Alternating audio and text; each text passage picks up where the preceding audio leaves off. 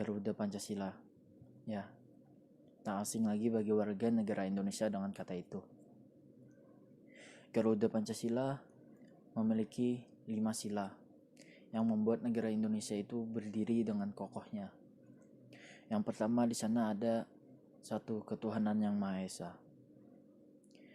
di mana ketuhanan yang Maha Esa ini dilambangkan dengan bintang emas berlatar belakang hitam, yang artinya bahwa bangsa Indonesia menyatakan akan adanya Tuhan yang Maha Esa. Kita wajib harus memiliki ketuhanan agar hidup kita selalu dalam pedoman, tidak dalam kesesatan. Peran kita sebagai generasi muda, kita harus percaya akan adanya Tuhan yang Maha Esa. Harus saling menghormati pemeluk agama lain, memiliki toleransi antar umat beragama, tidak memaksakan antar umat agama, dan yang terakhir tidak mengejek atau mencemooh agama orang lain. Sila kedua yaitu kemanusiaan yang adil dan beradab.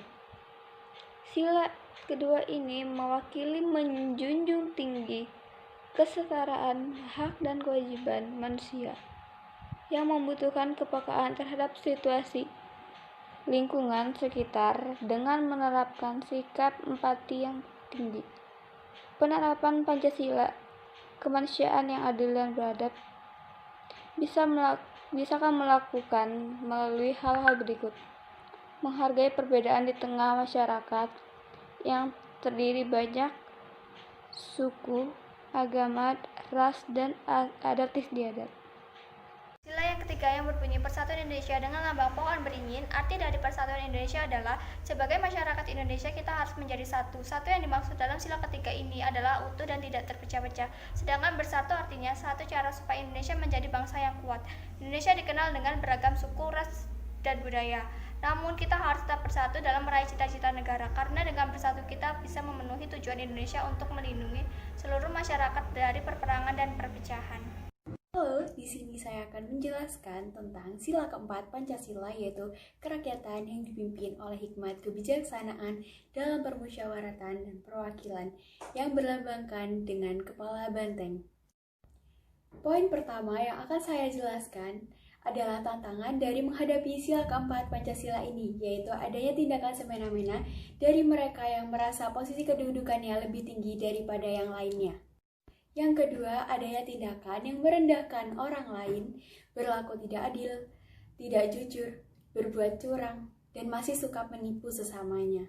Yang ketiga adalah penyalahgunaan wewenang seperti korupsi, kolusi, dan nepotisme yang akan merugikan banyak pihak. Poin selanjutnya yang akan saya jelaskan yaitu pengamalan sila keempat Pancasila. Sebagai warga negara Indonesia, kita memiliki kedudukan yang sama, hak dan kewajiban yang sama.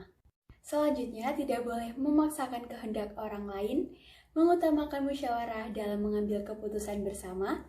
3. Musyawarah untuk mufakat diliputi oleh semangat kekeluargaan.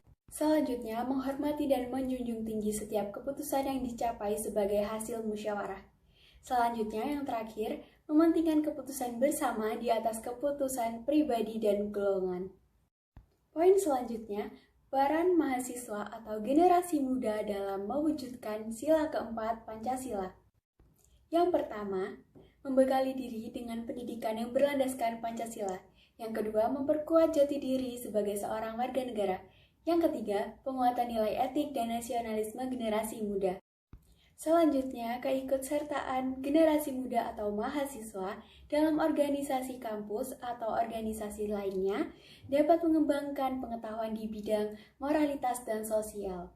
Generasi muda yang kritis dalam suatu masalah akan melahirkan ide-ide dan gagasan baru yang bersifat positif pula. Dalam organisasi dapat menerapkan sila keempat Pancasila. Sila kelima, keadilan sosial bagi seluruh rakyat Indonesia.